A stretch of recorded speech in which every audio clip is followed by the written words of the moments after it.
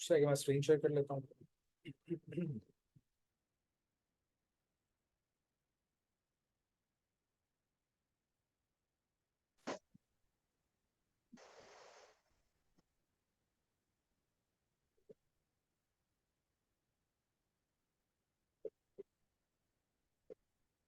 जी जनाब, I hope आपको screen नजर आ रही होगी। तो लेट्स स्टार्ट। अच्छा, अब आज का टॉपिक हमारा इंटरमिटेंट फास्टिंग है। कल हम लोगों ने बेसिक्स की थोड़ी सी बात की थी। आज हम बात करेंगे कि जी इंटरमिटेंट फास्टिंग होती क्या है और कैसे करनी होती है। तो लेट्स स्टार्ट विद दैट। सबसे पहले मेरे तो पास है। सॉरी, कुछ पूछ रही हैं आप? अच्छा, ओके, चलें, लेट्स कंटिन्यू। तो अब होता, पास सॉरी दोबारा बोलिएगा।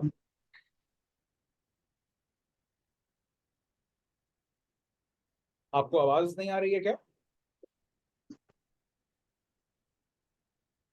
अच्छा चलें, सो लेट्स स्टार्ट।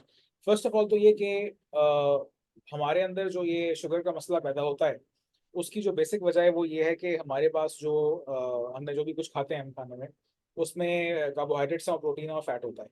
कार्बोहाइड्रेट्स और प्रोटीन जो है ये हमारा जो इंसुलिन है इसको ऊपर लेके जाते हैं, स्पाइक करते हैं। बिकॉज हमारा जैसे ही खाना आता है हमारे जिस्म के अंदर, तो हमारा जो सेंसेस है बॉडी के अंदर वो इंसुलिन को रिलीज करवाते हैं। बिकॉज जैसे ही सेंस होता है कि कार्बोहाइड्रेट्स आए हैं या प्रोटीन आई है तो इंसुलिन रिलीज होती है। इंसुलिन बेसिकली एक ऐसा हार्मोन है जिसके कई फंक्शंस हैं। उनमें से एक फंक्शन ये भी है कि बेसिकली एक सर्वाइवल मैकेनिज्म है। यानी कि ये क्या करता है कि हमने जो जो भी कुछ खाया, अब आज से सदियों पहले, हजारों साल पहले इंसानों की जो लाइफस्टाइल था वो आज वाला ऑफ कोर्स नहीं था। अच्छा, फिर मैं समझता था कि हम इंसान खाली को 15-20 हज़ार साल पुराने हैं, लेकिन ऐसा नहीं है। अभी जो पता चला कि ऑस्ट्रेलिया में या कहीं पे एक जगह, मुझे यूरोप में शायद कहीं पे 1 लाख साल पुराना ह्यूमन के फॉसिल्स मिले हैं। और अभी मैंने कहीं पढ़ा था कुछ अर्से पहले कि 2 लाख साल पुराना भी एक ढांचा दरियाफ्त हुआ है इंसान का। तो इंसान काफी पुरानी मखलूक है, वो नई मखलूक नहीं है। हाँ, लेकिन अगर हम एवोल्यूशनरी टाइम स्केल में देखें तो हम फिर भी बहुत नए हैं। इट्स नॉट मच, 2 लाख कुछ भी नहीं होता। तो उस वक्त हंटर गैदरर्स थे कि जो भी खाना है वो कुछ शिकार करना है, उससे खा लेना है। आपको पता है कि सोसाइटी पहले जो थी वो नहीं होती थी। तो फिर पहले हंटर गैदरर्स थे कि शिकार किया, जानवर को मारा, उसको पका के पकाया भी या नहीं पकाया, उसको खा लिया। फिर उसके बाद अगला स्टेज आया जहाँ पे एग्रीकल्चर होना शुरू हुआ। तो उस वक्त फिर ये अनाज या ये उगाना शुरू हुआ, सोसाइटी बनना शुरू हुई। उससे पहले it was all Hunter gatherer society. तो उसमें क्या था कि जो आज जानवर मिल गया कल शायद ना मिले। तो इसलिए वो जो खाया है वो फिर बॉडीज को स्टोर करती थी। अब उसको स्टोर करने का तरीका ये था कि अगर बात करें कि आपकी स्टोरेज जो है बॉडी में, वो आपने प्रोटीन की तरह आया और गया। यानी जो तो क्या करना था? स्टोरेज जो नहीं है वो निकल के चली जाएगी आपके। 0091565039 अच्छा, 051 जनाब, अगर अपने माइक्स को म्यूट कर लें तो अच्छा हो जाएगा। 051। चलो मैं उसको कर देता हूँ। ओके, सो अब क्या होता है कि जब ये हमारे पास अंदर हमने कुछ खाया उस जमाने में, यानी लाख साल पहले, 50,000 साल पहले, तो लोगों ने कुछ खाया है तो अब जानवर को मारा, उसको खा लिया, तो अब उसके एनर्जी आ गई। वो जो एनर्जी आई है, अब वो कल शायद जानवर खाने को ना मिले। तो अब क्या होगा कि उस एनर्जी को बॉडी ने स्टोर करना है। वो स्टोर कैसे होगी कि फिर इंसुलिन का ये हमारा हार्मोन क्या करता है कि ये तकरीबन कोई 1500 कैलोरीज के बराबर, यानी जो तकरीबन लेस देन 1 डे का, हमारा एक दिन से कम की जो हमारी रिक्वायरमेंट है, उसको ये जो है ये स्टोर कर देगा in the form of glycogen, जो कि हमारे लिवर में जाकर स्टोर हो जाएगी एज शुगर। और ये फॉरन इमीडिएटली, ये जब चाहिए होगी तो एनर्जी तो ये यहाँ से निकाल के दे देगा, फॉरन निकाल के आगे कर देगा इसको। जो बाकी आपने कैलोरीज खा ली थी उनको ये कन्वर्ट करेगा इनटू फैट। और वो फैट आपकी बॉडी में सबसे पहले आपके लिवर के गिर्द, फिर बाकी ऑर्गन्स के गिर्द, और फिर अल्टीमेटली स्किन के नीचे पेट की तरफ, टांगों में, थाई में, बाजुओं में, यहाँ पे आके वो स्टोर होना शुरू हो जाएगी। तो ये मैकेनिज्म होता है कि फैट को स्टोर करेगा, और कल जब खाना नहीं मिलेगा, अगले एक हफ्ते खाना नहीं मिलेगा, तो इसी इसी फैट को निकाल के इस्तेमाल करेगा। तो ये हमारा सर्वाइवल मैकेनिज्म था। और इंसुलिन उसके लिए इस्तेमाल होती है, ये इसका हार्मोन का काम ये था। तो ये तो इसका बड़ा अच्छा फंक्शन था। लेकिन अब जब हमारी डाइट अब वो नहीं रही, हमें कंसिस्टेंटली कॉन्स्टेंटली रोजाना 3 दफा खाना मिल रहा है, और पता नहीं 3 दफा की लॉजिक कहाँ से आई है कि 3 दफा खाना खाना चाहिए। फिर एक बहुत बड़ा झूठ है कि जी breakfast is the most important meal of the day, नाश्ता सबसे ज्यादा जरूरी है। नॉनसेंस, कोई जरूरी नहीं है। ये जो बेसिकली जो नारा इजाद किया है ना, ये किया है सीरियल बनाने वाला, जो नाश्ते की सीरियल बनाता है ना, कैलॉग्स वगैरह हो गया, ये जो इन लोगों की ये बना रहा है कि जी नाश्ता सबसे इंपॉर्टेंट होता, कोई इंपॉर्टेंट नहीं होता। अच्छा, तो इसलिए ये हमें इसमें जरा थोड़ा इनके इन बातों पे ध्यान नहीं देना चाहिए। अच्छा, तो अब जो हम लोगों ने खाना खाया, उसमें हमने प्रोटीन खाया, कार्बोहाइड्रेट खाया, तो वो आके पहले बॉडी में स्टोर करेगा। जितनी गुंजाइश है 1500 कैलोरीज की, उतनी वो स्टोर कर लेगा। उसके अलावा जितना पूछा सारा का सारा उठा के वो फैट में कन्वर्ट कर देगा। तो लिहाजा जब भी हम कुछ खाएंगे जिसमें हमारी हम कैलोरीज से ऊपर चले गए, तो उसके बाद सारा उसने एडिशनल एनर्जी को कन्वर्ट फैट में कर देना है। अच्छा जी, अब इस फैट को निकालना फिर मुश्किल हो जाता है बाद में, खैर उसको पर हम बाद में आते हैं। अच्छा, अब एक आम इंसान के जिस्म में 1 लाख से 5 लाख, 1 लाख तो होती हैं कैलोरीज फैट की मौजूद होती है। अगर वो ना खाए तो वो कम अज कम कोई 20-25 दिन जो है ना वो गुजारा कर सकता है बगैर खाए हुए। आम इंसान के अंदर कितनी होती हैं, ज़ाहिर है एज और हमारा बॉडी वेट डिपेंड करता है कितना है। अगर वो फैट छोटा मोटा है तो कम दिन इस्तेमाल हो जाएगा, लेकिन नॉर्मली किसी भी आदमी के अंदर और मेल के अंदर, एडल्ट मेल में तकरीबन 1 लाख कैलोरीज का फैट होता है। जो ओवरवेट होता है उसमें 5 लाख कैलोरीज तक जा सकता है। तो लिहाजा वो तो बहुत ही लंबा अरसा वो बगैर खाए पिए गुजार सकता है। और अभी लोगों की मैं केस स्टडीज पढ़ रहा था और देख रहा था जिन लोगों ने कैंसर को बीट किया, कि 40-40 दिन कुछ नहीं खाया, कुछ भी नहीं हुआ, कैंसर खत्म, जो खत्म हुआ कैंसर खत्म हुआ, अपने आप को खत्म, बंदा नहीं मरा, बंदा खत्म नहीं हुआ, कैंसर खत्म हो गया। तो लिहाजा ये बहुत ही एक इम्पोर्टेंट अंडरस्टैंडिंग है हमारे लिए कि हम ये समझें इस बात को, खाना ना खाने से हमें फायदा ही होगा, नुकसान नहीं होगा। अच्छा, तो इसलिए हमारे पास ये हमने बात की कि जी ये ग्लूकोज जो है वो कन्वर्ट होगा ग्लाइकोजन के अंदर, और उसके बाद हमारे पास बाकी जो बचेगा वो फैट में कन्वर्ट होगा। अच्छा, अब हमने इसको रोकना है। हमारा ऑब्जेक्टिव है कि हमने इंसुलिन जो है इसको हमने रोकना है अपने जिस्म में ज्यादा रिलीज होने से, बिकॉज जैसे ही हम खाएंगे फौरन रिलीज होना शुरू हो जाएगा। अच्छा, अब ये जो इंसुलिन रेजिस्टेंस है, ये क्या होती है जी? चले हम ये इस बात कर लेते हैं। इंसुलिन रेजिस्टेंस ये होती है कि आपकी बॉडी में खाया कुछ, हमने रोटी खाई, चावल खाए, तो हमारे पास ये जनाब रिलीज हुआ हमारी बॉडी में कार्बोहाइड्रेट्स आए। तो हमारी बॉडी ने क्या किया कि उसमें इंसुलिन रिलीज हुआ। अब इंसुलिन का काम क्या है कि शुगर को लेगा और लेके सारे ब्लड स्ट्रीम में शामिल होकर सारे सेल्स के पास जाएगा। वहां जिस सेल को शुगर चाहिए होगी, एनर्जी चाहिए होगी, जो एनर्जी डेफिशिएंट हो रहा होगा, उसको ये प्रोवाइड करेगा। तो इंसुलिन इज द की, ये वो चाबी है जो हमारे सेल्स का दरवाजा खोलती है ग्लूकोज की डिलीवरी के लिए।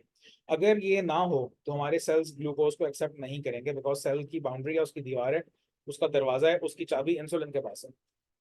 तो इंसुलिन आएगी, खोलेगी, ग्लूकोज को सेल के अंदर करवाएगी, माइटोकॉन्ड्रिया में जाएगा, और उसके बाद वहां से वो इंसुलिन का काम खत्म हो जाएगा। अब अगर फर्ज करें कि हमने इतना कार्बोहाइड्रेट खा लिया है कि हमारा बॉडी सेल्स उसको ले लेके थक चुके हैं, अब वो मजीद लेने को तैयार नहीं है, हमारी बॉडी की जरूरत नहीं है, सेल्स नहीं ले रहे, लेकिन हमने फिर भी ज्यादा ओवरडोज कर लिया है, हमने नान भी खाए, हमने आखिर में मीठा भी बहुत सारा खा लिया, और हमने चावल भी खा लिए, तो अब वो ज़ाहिर ओवरलोड हो गई। अब जब इंसुलिन लेके फिरना शुरू करेगा ब्लड में, तो उसको लेने वाला कोई नहीं मिल रहा। तो ओवर टाइम क्या होगा कि, और जैसे मैंने कल आपको बताया था कि 10 से 13 साल लगते हैं इसको होते हुए, रोजाना हो रहा होता है। तो अब क्या होगा, जब जब ये इंसुलिन ले लेके फिरेगा तो सेल्स आदी हो जाएंगे इंसुलिन को मना करने के लिए, कि भाई नहीं चाहिए, छोड़ दो, आइंदा इंसुलिन नजर आए दरवाजा बंद रखना, खोलना नहीं है, चाहे बेशक चाहिए हो। तो ये ओवर टाइम आदी हो जाएंगे उसको मना करने के। This condition is called insulin resistance. और इंसुलिन ज्यादा कैसे हो जाती है ब्लड में? बिकॉज शुगर जो है अभी तक ब्लड के अंदर है, वो घूमे जा रही है, वो अब्जॉर्ब कोई नहीं कर रहा। जब कोई ले ही नहीं रहा तो शुगर उतनी ही मौजूद है ब्लड स्ट्रीम में, तो पैनक्रियाज ये समझते हुए कि शुगर अभी तक एब्जॉर्ब नहीं हुई है, इंसुलिन कम थी, वो इंसुलिन और निकालेगा और निकालेगा और निकालेगा। तो हमारा पैनक्रियाज इंसुलिन बना बना के थक जाता है, और ओवर टाइम उसकी परफॉर्मेंस खत्म होना शुरू हो जाती है। हम जब अपने मिड 40s तक पहुंचते हैं तो हमारा इंसुलिन थक के अपनी प्रोडक्शन को रिड्यूस करना शुरू कर चुका होता है, और यहाँ हमें फिर दवाओं की जरूरत पड़ जाती है। फिर हम ये मेटफॉर्मिन खाते हैं जिसको ग्लूकोफेज कहते हैं। तो ग्लूकोफेज क्या करेगी कि ये हमारी जाके इंसुलिन, ये पैनक्रियास से इंसुलिन मजीद निकालती है कि निकालो मजीद, वो पहले ही मर रहा है, उससे और निकालेगी, यानी गाय जिसमें दूध नहीं है उससे निकालेगी दूध। तो लिहाजा ये हम अपने ऊपर बहुत बड़ा जुल्म करते हैं ये दवाएं खा के। ये दवाएं आप इस वक्त भी छोड़ सकते हैं, अगर आपको ये दवाएं दी गई हैं अभी छोड़ दें, कुछ कल सुबह कुछ नहीं होने वाला आपको। अच्छा, खैर आगे आ जाते हैं। ये होती है इंसुलिन रेजिस्टेंस, और ये बहुत सारी बीमारियों की जड़ है। इंसुलिन रेजिस्टेंस की वजह से क्या होता है कि इंसुलिन का एक और फंक्शन क्या है कि ये फैट बर्निंग को रोकता है। जब तक इंसुलिन आपके ब्लड में ज्यादा है तो आप शुगर को ही यूज करेंगे, आपकी बॉडी फैट बर्निंग के ऊपर नहीं आएगी। जब फैट बर्निंग के ऊपर नहीं आएगी तो नंबर वन वेट लॉस नहीं होगा। दूसरी बात, हमारी जो बॉडी है उसका उसके अंदर जो डैमेज हो चुका है, जो हमारे सेल्स को डैमेज हो चुका है, माइटोकॉन्ड्रियल डैमेज, वो फिक्स नहीं होगा। हमें अपनी गाड़ी को, आपने देखा होगा तो हम उसको चलाते हैं नॉर्मल रेगुलर पेट्रोल के ऊपर या हाई ऑक्टेन पर चलाते हैं। हाई ऑक्टेन महंगा होता है लेकिन गाड़ी बहुत अच्छी चलती है। फैट बेसिकली हाई ऑक्टेन, ये बॉडी को ज्यादा बेहतर चलाएगा। तो इसलिए, और ये इस फ्यूल के ऊपर बॉडी ज्यादा बेहतर एक्ट करती है। तो लिहाजा हमें अपने आप को उस पोजीशन में लेके आना होता है कि जहाँ पे हमारे पास फैट बर्निंग शुरू हो जाए। और हम, बेशक हम ओवरवेट ना भी हों, अगर हम फैट बर्निंग के ऊपर आ जाए तो हमारे बहुत सारे मसाइल हमें शुरू हो जाए। तो इंसुलिन जब हमारी बॉडी में बहुत ज्यादा चलना शुरू हो जाती है तो इसका लेवल 17, 18, 19, 20 तक चला जाता है। That's a very high level. Ideally इसको 2 से 5 के बीच में होना चाहिए। तो ये जो लेवल है ये बहुत ज्यादा लेवल है, इसको यहाँ पे नहीं होना चाहिए किसी भी हाल में। अच्छा, अब तो हमारी बॉडीज जो है वो प्रेफर करती हैं भाई फैट हो जाए, लेकिन ये इंसुलिन उसको बर्निंग नहीं करने देगा। फिर इंसुलिन क्या करते हैं कि जो हमारे दिमाग में जो सिग्नल जा रहा है कि जी मैंने बहुत खा लिया, खाना रोक दो, ये उसको सप्रेस करता है। तो हम खाते चले जाते हैं और बार बार खाते हैं। वो कहते हैं ना, शुगर हो गई है तो दिन में 6 दफा खाना चाहिए, सलाद खाएं 2 दफा, गलत, बिल्कुल गलत। हम पैनक्रियास को रेस्ट ही नहीं दे रहे, वो बेचारा काम किए जा रहे हैं, फिर मेटफॉर्मिन खा खा के उससे निकाले जा रहे हैं, मजीद और निकालो और निकालो, मरे को सब सवा हम उसको दुर्रे लगा रहे हैं। अच्छा, तो अब हमने ये समझ लिया कि इंसुलिन रेजिस्टेंस क्या चीज है, इसी की वजह से शुगर होती है, यही कंट्रीब्यूट करता है ब्लड प्रेशर के अंदर, यही कंट्रीब्यूट करता है हार्ट डिजीजेस के अंदर, और यही कंट्रीब्यूट करता है हमारे जॉइंट्स के इश्यूज के अंदर। तो हमने इसको रोकना है, इंसुलिन रेजिस्टेंस को हम लोगों ने रोकना है। ये हमारी एक सेट टारगेट है कि ये हम लोगों ने करना है। जिस दिन इंसुलिन रेजिस्टेंस हमारी खत्म होना शुरू हो जाए, कम होना शुरू हो जाए, तो हम, आप समझ लें, आप शुगर को ब्रेक मारने में कामयाब होना शुरू हो जाएंगे और आप चंद महीने बाद शुगर से इंशाल्लाह निकल आएंगे। अब नाउ, सो अब इसके ऊपर हम इंटरमीडिएट फास्टिंग के ऊपर कैसे हैं। तो एक तो वैसे ही रोजा रखते हैं, ये तो बाहर वालों का मसले होते हैं, उनको रोजे का नहीं पता होता, तो वो उनको they don't know how to start. तो हमें तो पहले ही पता है रोजा कैसे रखा जाता है। आजकल जो रोजा है तकरीबन सुबह मेरे ख्याल है फजर शुरू हो रही है, कोई मेरे ख्याल है 4:40 में शुरू हो रही है कराची में, और जो है वो शाम को हमारी मगरिब हो रही है 7:15 बजे। तो ये ऑलमोस्ट समझ लें ये बन जाता है, और ऑलमोस्ट 15 घंटे, समझ 15 से थोड़े से ज्यादा, 15 ऑलमोस्ट 15, साढ़े 15 घंटे बनता है। हमें 16 घंटे मिनिमम फास्ट चाहिए। इससे क्या होगा ये आपको बताता हूँ बाद में। हमें कम से कम तकरीबन 15 से 16 घंटे, 16 घंटे मिनिमम हमें फास्टिंग करनी है। इस फास्टिंग में आप पानी, black coffee, black T, bullet proof coffee, green tea, कहवा, ये पी सकते हैं बगैर चीनी के, या पी सकते हैं, इसके अलावा कुछ नहीं, या पी सकते हैं। तो इसको कहते हैं वेट फास्ट। तो वेट फास्ट आप कर लें। अगर आप पानी पीते रहें, सुबह को आपने रात में खाना खा लिया, रात में कोशिश करें खाना 6 बजे के बाद ना खाएं, ताकि आपको अच्छी तरह मौका मिले वो खाना हजम हो जाए। सो आप आराम से खाली पेट के साथ, जब हजम हो चुका हो फिर आप सोएं, बहुत अच्छी नींद आएगी। वेरी गुड नाइट स्लीप, सीने में जलन जलन नहीं होगी, भारीपन फील नहीं होगा। बाय द टाइम आप लेटते हैं 10 बजे, 9 बजे, 11 बजे आप जाके लेटेंगे, आपको भारीपन फील नहीं होगा, आप आराम से सोएंगे। सुबह उठें, नाश्ता आपने डिले कर देना है, उसको आप ले जाएं तकरीबन, अगर फर्स्ट टाइम आप 8 बजे कर रहे हैं, थोड़ा सा डिले कर रहे हैं, 6 बजे खाना खाया था, 10 तक ले जाए, 10 से 12 पे ले जाए। 12 पे जाएंगे तो उसको लंच और नाश्ते को मिला दें, वही जो आप नाश्ता कर रहे हैं उसको लंच कर दें। अगला मील आप ले लें शाम 6 बजे। तो अगर आप 12 बजे तक अपने नाश्ते को ले आते हैं बाई 12 ओ क्लॉक, और बाई 6 ओ क्लॉक आप अपना डिनर खत्म कर लेते हैं कि वो ठीक है, मैंने शाम की चाय ले ली, साथ मैंने खा ली। इस तरह आज मैंने क्या किया है, मैं आपको बता देता हूँ। मैंने कल दोपहर को खाना खाया तकरीबन 3 बजे।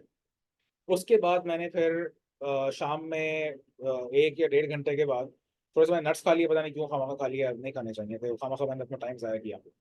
फिर उसके बाद मैंने चाय की बजाय मैंने ले ली ब्लैक कॉफ़ी। तो ब्लैक कॉफ़ी में फ़र्क नहीं पड़ता, इट्स ओके। और फिर मैंने शाम में एक वो ग्रीन शेक होता है सब्जियों का, वो सलाद को हम ब्लेंड कर लेते हैं उससे, ताकि हमारी बॉडी में न्यूट्रिएंट्स पूरे हो जाएं। बिकॉज हम जब फास्टिंग कर रहे हैं तो हम कम खाना खा रहे हैं, जब हम कम खाना खा रहे हैं तो हमारे पास न्यूट्रिएंट्स कम जा रहे हैं। उन न्यूट्रिएंट्स को पूरा करने के लिए हमें कॉन्सेंट्रेटेड न्यूट्रिएंट्स की डोज लेनी पड़ती है। उसके लिए ग्रीन शेक होता है या सलाद खाना होता है, उसको ब्लेंड कर लें, खा लें, जो भी है, बहरहाल वो करना पड़ता है, वो मैं करता हूँ। बाद में आपको बता दूंगा क्या करना होता है इसके लिए। उसके बाद मैंने फिर लंच आज दोपहर को तकरीबन मेरा ख्याल है 3:30, 4, 3:30 बजे किया है, 3:30, 4 बजे मैंने लंच किया। उसके बाद से मैंने फिर आज जाके ऑलमोस्ट समझ लें 23 घंटे के बाद खाना खाया। और अब मैंने उसके बाद, तो ये 23 घंटे के बाद हमने लंच किया, उसके मतलब खाना मैंने 23 घंटे के बाद खाया। उसके बाद मैंने जो है कल का पूरा दिन मैं खाना नहीं खाऊंगा, रात को मैंने कुछ नहीं खाया है। मैंने शाम में चाय पी ली थी तकरीबन को ऑलमोस्ट 5 साढ़े 5 बजे, असर के फौरन आसपास, असर के आसपास मैंने चाय पी ली थी।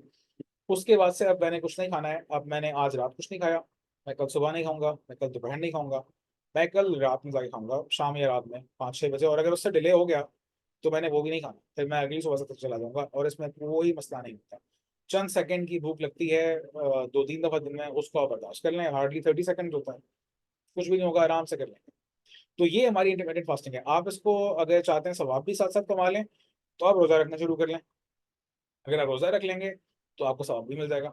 उसमें फिर मेरा मशवरा होगा कि जिस तरह मैं भी रमजान में मैंने किया, वो ये किया कि मैं सहरी कर लेता था रात को इशा के आसपास, जो थोड़ा बहुत खाना वो खा लिया। उसके बाद सुबह सहरी में 2 मिनट पहले मैं क्या करता था, खत्म होने से पहले पानी 2 गिलास पी लिया ताकि प्यास खत्म हो जाए, बस। उसको अफ्तारी करनी है तो हमारा मेरा फास्ट तकरीबन 16 से 18 घंटे का हो जाता है। इसके बहुत फायदे हैं। सबसे बड़ा फायदा है क्या है इस इंटरमीडिएंट फास्टिंग का, चाहे आप रोजा रखें, पूरा प्रॉपर रोजा रखें, ड्राई फास्ट करें, चाहे आप वेट फास्ट करें, फायदा ये होता है इससे कि हम लोग अपनी चूंकि फूड इनटेक नहीं कर रहे, फैट ले सकते हैं। मक्खन 1 चमचा खा लें, भूख लग रही है, और ऑलिव ऑयल पी लें, 3 चमचे ऑलिव ऑयल जनरली पी लेता हूँ फास्ट के अंदर। फैट से कुछ नहीं होता, फास्ट बरकरार रहता, कुछ भी नहीं होता। हम जब ये करते हैं इससे क्या होता है, इससे हमें फायदा ये होता है इंटरमीडिएट फास्टिंग से।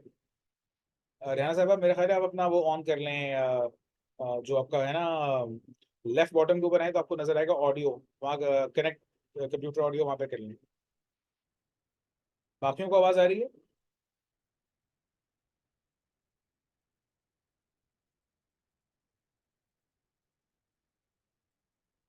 रेहाना साहब आप अपना जो है ना लेफ्ट साइड पे बॉटम में देखें, आपको नजर आएगा कनेक्ट कंप्यूटर ऑडियो, एक हेडफोन्स बने हुए होंगे, वहां क्लिक करें तो आपको आवाज आ जाएगी।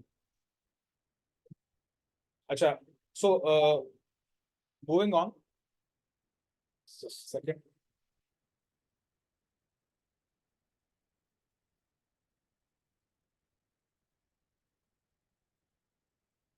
ओके, सो अब क्या होगा कि हमने, जब हम ये बॉडी को में अपने कार्बोहाइड्रेट्स और प्रोटीन नहीं आने देंगे तो हमारा पैंक्रियाज बंद हो जाएगा। अच्छा, अब जब पैंक्रियाज बंद हो जाएगा तो उससे फायदा ये होगा कि हमारे पैंक्रियाज को रेस्ट मिलेगा। वो जो उसने इतने साल लगाए हुए हैं कि वो लगा रहा है मजीद मजीद बनाने के ऊपर, फिर हमने मेटफॉर्मिन खा खा के उसकी रेड मारी है, तो अब वो क्या करेगा कि वो उसको रेस्ट मिल जाएगा। जब रेस्ट मिलेगा तो वो फिर उसको कोई प्रॉब्लम नहीं होगी, वो सुकून से बैठा रहेगा, रिकवर करेगा, अपने सेल्स रीजनरेट करेगा, और ultimately after a few months वो जाके दोबारा अपनी ठीक ठाक किस्म की उसके ऊपर आ जाएगा, परफॉर्मेंस के ऊपर। अच्छा, साउंड में इशू लग रहा है। अच्छा, 1 सेकंड, अभी कुछ बेहतर है आवाज? मैं थोड़ा लैपटॉप करीब कर लेता हूँ अपना, कुछ बेहतर समझ जहां समझ में ना हो रहा प्लीज बता दिया करें ताकि मैं रिपीट कर दूं उसको।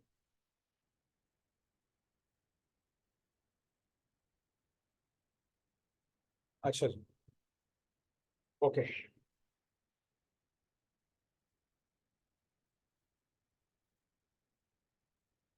राइट जी, सुने। अच्छा, आगे चलते हैं। सो अब हम बात करते हैं कि पैनक्रियास को रेस्ट देने की। So once the pancreas get the rest, तो फिर हमारे पास वो बाद में रिजनरेट होगा, और over a few months time वो इंशाल्लाह दोबारा फंक्शन अपनी सही से शुरू कर देगा। तो एक मैंने आपको तरीका बताया कि आप या तो रोज़ा रखें, या रोज़े की तरह काम करें कि शाम 6 बजे खाना खा लिया, अब नाश्ता आपने 10 बजे करना है, और चंद दिनों में आप नाश्ता उठा के 12 बजे तक ले जाएं। जब 12 तक लेके जाएंगे तो आपका लंच और ब्रेकफास्ट दोनों इकट्ठे हो गए। उसके बाद आपने शाम 4 से 6 के बीच में खाना खाना है, और फिर दोबारा आपने खाना नहीं खाना। ग्रीन टी पी लें, क्या नाम है, बुलेट प्रूफ कॉफ़ी पी लें, बुलेट प्रूफ चाय ले लें। बुलेट प्रूफ का मतलब है कि उसमें नारियल का तेल डाल के ब्लेंड कर लें, दूध नहीं डालना। अगर मलाई वाली क्रीम है, जो दूध के ऊपर जो खालिस देसी मतलब जो मलाई होती है, ये पैकेट वाली नहीं, उसमें कार्बोहाइड्रेट होता है, मीठी होती है। अगर आपके पास दूध की उतारी हुई मलाई है तो वो डाल के उसको ब्लेंड कर लें चाय में या कॉफ़ी में, तो आपको बुलेट प्रूफ कॉफ़ी या टी बन जाएगी, वो ले लें, मसला नहीं होगा आपको उसके अंदर। तो ये एक चीज़ हो गई। उसके बाद अगला ये कि जो आपका हमने बात की कि आपको इसमें जो नाश्ता आप करेंगे या जो भी खाना ना खाएंगे उसमें रोटी, डबल रोटी नहीं होगी।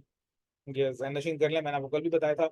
नाश्ता कर रहे हैं, ऑमलेट बना लें, अंडा किसी भी तरह का बना लें, उसमें जो चाहे सब्जी डाल दें, उसमें हरी प्याज डाल दें, प्याज डाल दें, उसके अंदर आप कैप्सिकम्स डाल दें, शिमला मिर्चें, उसमें आप टमाटर डाल दें, पाकिस्तानी ऑमलेट बना लें, चीज़ डालें, मशरूम्स डालें, जो करना है करें। उसको आप ऑलिव ऑयल में बनाएं, घी में बनाएं, मक्खन में बनाएं, जिस चीज़ में बनाना है बनाएं। और अल्टीमेटली आप उसको जब खाएंगे तो आपको अच्छा भी लगेगा, वो आपको फुलफिलिंग भी होगा, आपको फुलनेस का एहसास देगा, और आप डबल रोटी नहीं खाएंगे, आपको उसकी जरूरत भी महसूस नहीं होने वाली। तो ये कर लें नाश्ते में। सब्जियां ज़्यादा खाएं, सलाद ले लें, साथ में लाजमी लें। मैं बाद में बताऊंगा ग्रीन शेक किस तरह से बनता है। और एक्सरसाइज अगर हो सके तो जरूर करें। एक्सरसाइज किस तरह की होगी इसको सेशन में हम अलग से करेंगे। और उसके बाद ये कि व्यवस्था रहे शजर से उम्मीदें बाहर रख, क्योंकि इंसुलिन रेजिस्टेंस बनते बनते शुगर आते आते 10 से 12 13 साल लग जाते हैं। इसको जाते हुए चंद महीने देने होंगे। सब्र के साथ लगे रहें। रिजल्ट नहीं आ रहा, रिजल्ट नहीं आ रहा, सवाल ही पैदा नहीं होता। मैंने खुद लोगों के देखी है, शुगर 300 से 150 के ऊपर आई हुई है। विद अ फ्यू वीक्स, चंद हफ्ते जरा सी एहतियात की है, शुगर कहीं से कहीं पहुंची है, दवाएं छोड़ दी हैं लोगों ने। तो ये जनाब जरूर आपने लाजमी ध्यान में रखना है इस चीज़ को। अच्छा जी, आगे आते हैं। अब इससे बेनिफिट्स क्या होंगे हमें? तो बेनिफिट्स हो गए जनाब, हमारी बॉडी पहली बात तो कि डिजाइन ही नहीं है इतने मील्स खाने के लिए। वो तो जो अब हम, अगर हम थ्योरी ऑफ एवोल्यूशन में बिलीव रखें, ये अल्लाह की मखलूक तख्लीक में जो भी हमारा रिलीजियस उसके अंदर वो है, तो हमारी बॉडी इतने खाने खाने के लिए डिजाइन नहीं है। हम रसूलुल्लाह सल्लल्लाहु अलैहि वसल्लम की जिंदगी देखें तो वो 2 दिन तो वैसे ही पीर को और जुमेरात को रोजा रखते थे, फिर खाना पेट भर के नहीं खाते थे। और वो मतलब वो जो कहा, वो जो है वाकयात सुनते हैं कि जी हुजूर ने पेट पे पत्थर बांधे होते थे, कि इतना पेट अंदर लगा होता था कि अपने वेट को बैलेंस करने के लिए पत्थर डालने पड़ जाते। तो खाना इतना वैसे ही नहीं खाया जाता जो पुराने जमाने में था। तो अब हम, हमारे यहाँ चूंकि अब आबादी ज्यादा हो चुकी है, फिर हमारे पास फूड ज्यादा हो चुका है, हमारे पास पैसे आ चुके हैं, हम ज्यादा खाते हैं, तो लिहाजा अब वो पूरी सूरत हाल ही बिगाड़ दी है। तो इसलिए ये अब हम इतने मील समय खाने की वो हमारी बॉडी सस्टेन नहीं कर सकती।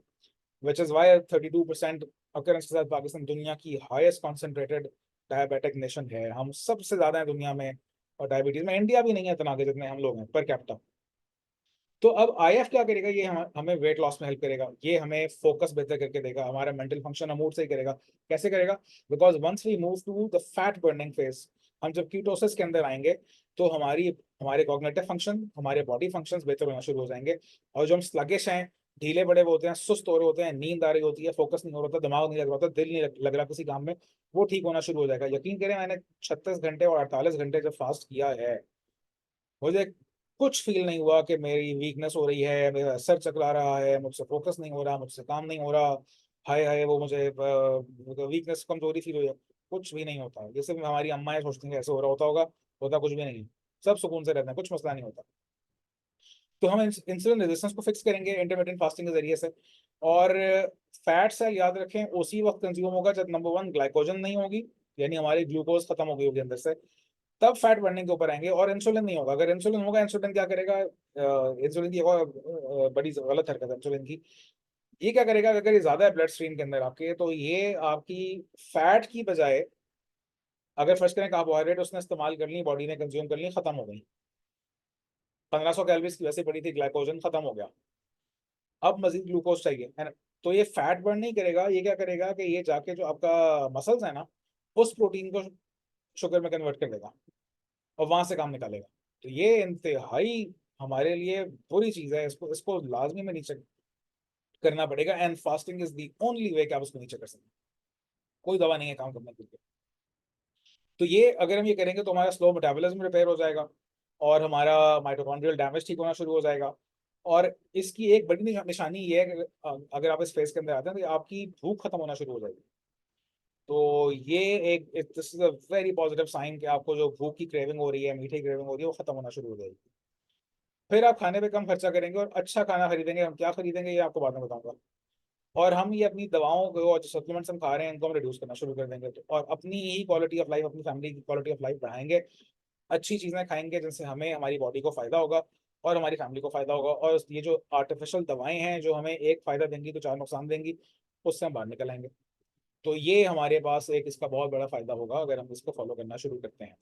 तो अब अगर हम इंटरमिटेंट फास्टिंग कर रहे हैं तो हम उसमें क्या करें? पानी पी लें, कोकोनट ऑयल ले सकते हैं, कोकोनट ऑयल जो है ये इसके अंदर होता है medium chain triglyceride. MCT oil इसके अंदर होता है। MCT oil is excellent weight loss के लिए, और हमारे कॉग्निटिव फंक्शन के लिए, हमारी ब्रेन डेवलपमेंट के लिए, हमारे कोलेस्ट्रॉल, हमारा जो हेल्दी कोलेस्ट्रॉल है, हमारे जो सेल्स हैं उनकी वॉल्स क्रिएट करने के लिए it is excellent. Cell regeneration के लिए कोकोनट ऑयल से बेहतर कोई ऑयल नहीं है। खाने के लिए सबसे बेहतरीन ऑयल कोकोनट का है। मैंने एक जगह से बड़ा महंगा ऑयल अभी मंगाया हुआ है, तो मुझे मिलेगा इंशाल्लाह, कल परसों मिल जाएगा, उसमें खाना बना के देखता हूँ। अब तक जो मैंने कराची से कोकोनट ऑयल लिया वो इतना अच्छा नहीं था। पैकेज कोकोनट ऑयल का कोई फायदा नहीं है, इतना मजा नहीं आता। बहरहाल मैं ले आता हूँ जहाँ से, जो फ्रेश जगह से लेके आता हूँ, जो मैंने कल शेयर किया गुलिस्तान आटा चक्की वालों से, उसके अंदर मैं अंडे फ्राई कर लेता हूँ, तो वो बर्दाश्त हो जाता है। खाना बनाऊँ तो जरा थोड़ा सा मसला पड़ता है। ऑल तो मैं बर्दाश्त कर लेता हूँ, मेरी फैमिली बर्दाश्त नहीं करती। तो चूंकि बेगम बच्चों को आदत ज़्यादा जायके की आदत होती है, तो उनको जरा हैंडल करना, कन्विंस करना मुश्किल होता है। लेकिन मेरा इंशाल्लाह ऑयल आएगा, मैं आप लोगों से शेयर करूंगा। ऑल तो काफ़ी महंगा ऑयल है, बट लेट्स सी। फिर फाइबर जो है ये सब्जियों का, वो लेकिन ये कि सब्जियों में कार्बोहाइड्रेट की कंटेंट होती है, लिहाजा ये जरा देखना पड़ता है कि लिया जाए ना लिया जाए। मैं नहीं लेता। एप्पल साइडर विनेगर, लीमू और नमक, इसका पानी बना के लेना होता है। मैंने आपको कल बताया था कि हिमालयन जो पिंक सॉल्ट है वो लेके रखें घर में, सफ़ेद नमक छोड़ दें। और हर्ब्स एंड स्पाइसेस आपने कोई लिए हैं, अजवाइन हो गई, काली नमक हो गया, सिनेमन है, दालचीनी, ये है आपका मेथी दाना हो गया, एक्सेलेंट स्टफ। इसका तवा बना के पी लें। अदरक हो गया, उसका बना लें। धनिया पुदीना आपने यूज़ कर लिया, कड़ी पत्ता इस्तेमाल कर लिया, इनका तवा बना लिया। परफेक्ट, ज़बरदस्त चीज़ है, बेहतरीन चीज़ है, इससे फर्क नहीं पड़ेगा। चीनी या शहद नहीं डालना बीच में। Green tea, bullet proof coffee या ब्लैक टी, ये आप ले सकते हैं, कोई मसला नहीं है। अगर आप वेट फास्टिंग कर रहे हैं, ये ले लें। आप कहीं बैठे हुए हैं, कहीं किसी के पास गए हुए हैं, या घर में कुछ भूख लग रही है, कुछ दिल चाह रहा है कुछ लिया, तो आप ये ले लें, इनसे काम चला लें, तो ठीक हो जाएगा। मुझे बहुत भूख लग रही थी, मैंने जाके क्या किया कि एक चमचा वो मक्खन खा लिया, तो सेट है। अब फास्टिंग के अंदर मैंने जिस तरह आपको पहले मैंने बताया कि शुरू कैसे करेंगे, कि 14 घंटे की फास्टिंग करें, शुरू करें यहाँ से। 18 पे जाएं, 20 पे जाएं, 23 पे चले जाएं। स्नैक्स आपने नहीं खाने। आपने अगर ये अडॉप्ट किया कि आपने नाश्ता किया दोपहर को 12 बजे, फिर शाम 6 बजे 4 बजे आपने अपना शाम का मील ले लिया, बीच में ट्राई करें कुछ ना खाएं। कोशिश करें बीच में कुछ ना खाएं। अच्छा, उसके बाद एज आई मैंशनड अर्लियर, 12 बजे तक अपना ब्रेकफास्ट पूरा कर लें। आप 12 बजे करें ताकि वो ब्रेकफास्ट लंच इकट्ठा हो जाए। 6 बजे के बाद खाना ना खाएं ताकि आपको मसला ना पड़े। Extra virgin olive oil, MCT oil, coconut oil, bullet proof coffee, green tea सुबह ले लें अगर आपको कुछ लेने का शौक आ रहा है तो। 65% गुड फैट्स अपनी, आपकी जो कैलोरी है वो यहाँ से आनी चाहिए। 65% अप टू 70 एक्चुअली है गुड फैट्स से आनी चाहिए। गुड फैट मैंने आपको लिख के दे दिया ऊपर। Extra virgin olive oil, MCT oil, coconut oil, bullet आपका ये देसी घी, मक्खन, सरसों का तेल इज ओके ऑयल, अगर कुछ नहीं मिल रहा है तो ले लें, अदरवाइज उसको भी रिड्यूस करना शुरू कर दें। उसके बाद गुड प्रोटीन्स आपके पास होनी चाहिए। ऐसे जानवर जो कि घास खा के चरे या जो चरागाह में चरे हुए हैं, उनको दान नहीं खिलाए हुए, तो उनका गोश्त खाएं, बड़ा अच्छा होता है वो। उसका मटन एग ले लें, मटन ले लें, एग्स ले लें, बीफ ले लें। चिकन चिकन अवॉइड, ब्रॉयलर को अवॉइड ही करें, मैंने कल भी आपको बताया था। नट्स ले लें, चीज़ खा लें, इनसे आपको अच्छा खासा, फिश ले लें, इससे आपको बहुत अच्छी वो किक मिलेगी फॉर एनर्जी। उसके बाद तकरीबन 10% आपकी कैलोरीज होनी चाहिए वेजिटेबल से, तो इसमें पोटाशियम, मैग्नीशियम और अदर दूसरे मिनरल्स हैं आने चाहिए। विटामिन D3 K2 लेना चाहिए। मैं किसी सेशन में आपको बताऊंगा सप्लीमेंट्स किस तरीके से लेने हैं, विटामिन किस तरह पूरे करने हैं, मिनरल्स किस तरह पूरे करने हैं, हम अगले सेशन में करेंगे इंशाल्लाह। फाइबर लें जी, आपके गट में माइक्रोब्स को चाहिए। माइक्रोबायोम जो आपका है, ये नई रिसर्च आई है आजकल, कि जो हमारे पेट में, हमारी आंतों में, हमारे मुंह में जो बैक्टीरिया हैं, ये हमारे फ्रेंड्स हैं। हमने इनको एटम बम मार के खत्म नहीं करना। हमने जो एंटीबायोटिक्स खाई हुई हैं, उससे हमारे अंदर के जो बैक्टीरिया हैं, जो हेल्दी बैक्टीरिया थे, जो गुड बैक्टीरिया थे, वो खत्म हो चुके हैं, बहुत रिड्यूस हो चुके हैं। तो अब हम जब खाना खाते हैं तो ये बैक्टीरिया उसको जो ब्रेक डाउन करने में हमारा मदद करते थे, जिस तरह ये फाइबर है, इसको हमारी बॉडी डाइजेस्ट नहीं करती है इसको। बैक्टीरिया एक्चुअली बैक्टीरिया की खुराक है, तो बैक्टीरिया उसको आगे खा लेता है, और जो उसको, इसकी जो बाई प्रोडक्ट है वो हमारे काम आती है, इसके अंदर उसको ब्रेक डाउन करता है। तो ये हमें इसके फायदे होते हैं माइक्रोबायोम अपने मेंटेन करने में। तो उसके लिए मैंने अभी ये मैं आपको दिखाता हूँ, मैंने एक वो लिया हुआ है, ये प्रोबायोटिक्स हैं। तो ये मैंने बाहर से मंगाए थे। ये होता है जी, अगर आपको नजर आए, दिस इज अ प्रोबायोटिक। और ये 50 बिलियन, 50 अरब कॉलोनी फॉर्मिंग यूनिट, CFUs होते हैं, 50 बिलियन CFUs। तो ये मैंने लिया हुआ है। इससे कम के होंगे तो आपके पेट का एसिड उसको मार देगा, वो आपको बैक्टीरिया को फायदा नहीं देगी, वो छोटी आंत तक पहुंचने से पहले पहले खत्म हो चुका होगा। न्यूट्रिशनल ईस्ट अगर मिल जाए, पहले इम्तियाज से मिला करता था, मैंने लिया भी था, लेकिन उसके बाद दोबारा जो कोई 1.5-2 साल होगा मुझे नजर नहीं आया। दराज और पीके पे अवेलेबल है, अगर वहां से लेना है वहां से ले लें, बट ब्रैग का ही लेना है, किसी और ब्रांड का नहीं लेना। न्यूट्रिशनल ईस्ट विटामिन बी की बहुत अच्छी सोर्स है। अगर आपको हाथ में, हथेली में सुन हो रही है, नम हो रही है, सुइयां चुभ रही हैं, पाँव सुन हो रहा है, पाँव में आपको लग रहा है नम हो गया है, या पाँव में सुइयां चुभ रही हैं, पाँव फील नहीं हो रहा है, क्लासिक एग्जाम्पल है विटामिन B12 डेफिशिएंसी की। विटामिन B12 आपका रिड्यूस हो गया है, आपको आपकी हाथ पाँव नंबर है, शुगर में होता है, और शायद आप लोगों को भी होता हो, तो फौरन विटामिन B12 लेना शुरू करें। मेथोकोबालामीन उसकी फॉर्म होती है, वो लेना शुरू करें। उसकी फॉर्म रेड कलर की गोलियां, एक पत्ता आता है उसमें छोटी छोटी 10 गोलियां होती हैं, मेथोकोबाल के नाम से आती है, वो ले लें। एबट की बेबेटॉक्स आती है, उसके अंदर विटामिन B12 B6 और B1 मेरा ख्याल है उसके अंदर है। वो लेना शुरू कर दें, रोजाना एक गोली ले लें, महीना गुजार लें, उस पर एक एक एक दिन के वक्फे से लेना शुरू कर लें। तो ये आप मेथोकोबालामीन ले लें, ताकि आपकी जो ये है जो नर्व्स का मसला है हल होना शुरू, बिकॉज नर्व्स को शुगर अफेक्ट करती है, नर्व्स को करती है, मसल्स को करती है, आर्टरीज को, वेन्स को करती है, हर जगह जाके रेड मारती है, आपने उसको ठीक तो करना है ना। तो ये लेना शुरू कर लें अगर सुन हो रहे हैं आप लोग, अगर सुइयां चुभ रही हैं, सुन हो रहे हैं। इसे न्यूरोपैथी कहते हैं। न्यूरोपैथी कुछ टाइप्स होती हैं, कुछ लोगों को न्यूरोपैथी अलग तरह की होती है, लेकिन जनरली शुगर है, शुगर होने वाली है तो ये होता है, ये विटामिन B की डेफिशिएंसी है, विटामिन B कॉम्प्लेक्स की, वो ले लें। अच्छा, उसके बाद अगर एज 50 साल से ऊपर है तो कोशिश करें कि 20 घंटे की फास्टिंग कर लें। और अगर हम इसको सुपर चार्ज करें 2 दिन, 3 दिन, 4 दिन, 5 दिन, तो फिर तो हम ऑटोफेजी में चले जाएंगे। अगर हम एक दिन से ऊपर चले हैं तो हम ऑटोफेजी में जाते हैं। ऑटोफेजी क्या होती है? Autophagy is autophagy. Phase Latin में, मेरा ख्याल है लैटिन ही है, उसमें कहते हैं कि किल कर, मारने को, उड़ा देने को कहते हैं, फेज कहते हैं। तो ये जो ग्लूकोफेज है, ये ग्लूकोज को उड़ा देने वाला, खत्म करने वाला की दवा है। उसका नाम जो ग्लूकोफेज है वो ये है कि जो ग्लूकोज को उड़ा देगा। अच्छा, फेज जो होता है ये होता है कि खत्म कर दे, तो ऑटोफेजी ये होती है। और ये डिस्कवरी में 2014 में शायद हुई थी। जापान के को साइंसदान थे, उन्होंने डिस्कवर किया था कि अगर हम लंबा अरसे तक कुछ नहीं खाएंगे तो हम ऑटोफेजी में जाएंगे। 16 से 18 घंटे उन्होंने कहा था। ऑटोफेजी में जाने से क्या होगा कि हमारी बॉडी अपने ही खराब सेल्स को खाना शुरू कर देगी, कैंसर सेल्स को खाना शुरू कर देगी। और जो हमारे बॉडी में गलत गंदे सेल्स हैं, जो म्यूटेटेड हैं, या जो उसको लग रहा है बॉडी को यार ये मुझे, बिकॉज बॉडी आएगी सर्वाइवल मोड के अंदर आएगी कि जो मुझे चाहिए वो रखो, जो एसेंशियल नहीं है उसको उठा के बाहर फेंक दो, तो वो उन सेल्स को मारना शुरू कर देगी, उनको रीयूज करना शुरू कर देगी। कैंसर सेल्स भी इस लपेट के अंदर आ जाएंगे। तो ये अगर हम 20 घंटे से ऊपर चल जाना शुरू हो जाए तो हम ऑटोफेजी में जाना शुरू हो जाते हैं। तो ऑटोफेजी का ये फायदा है कि हम फिर अपनी बॉडी के एक्सट्रीम रिपेयर मोड में जाते हैं। तो ये जो रोजा रखते हैं लंबा लंबा, और अगर आप रोजाना रोजा रखें, या एक दिन बाद खाना खा लें, 24 घंटे में एक दफा खा लें, 36 घंटे में एक दफा खा लें, 48 घंटे में एक दफा खा लें, तो होना कुछ भी नहीं है, फायदा ही फायदा है, नुकसान कोई नहीं होना। अच्छा जी, तो ये अभी हमने आज का लेक्चर यहाँ पे हम खत्म करते हैं। कोई अगर आपको सवाल वगैरह हैं आपको तो बता दें, हम उसको भी देख लेते हैं।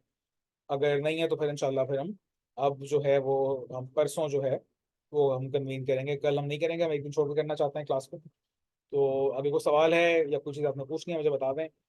लेकिन जो मैंने बता चुका हूँ चीज़ें, एप्पल साइडर विनेगर, लीमू, धनिया, पुदीना, न्यूट्रिशनल यीस्ट अगर मिल जाए, पिंक सॉल्ट, ये घर में आपके लाजमी होना चाहिए। इसको आप हिस्सा बना लें अपना, कि आपको लाजमी लेके आना है। ये आपने जो है इसको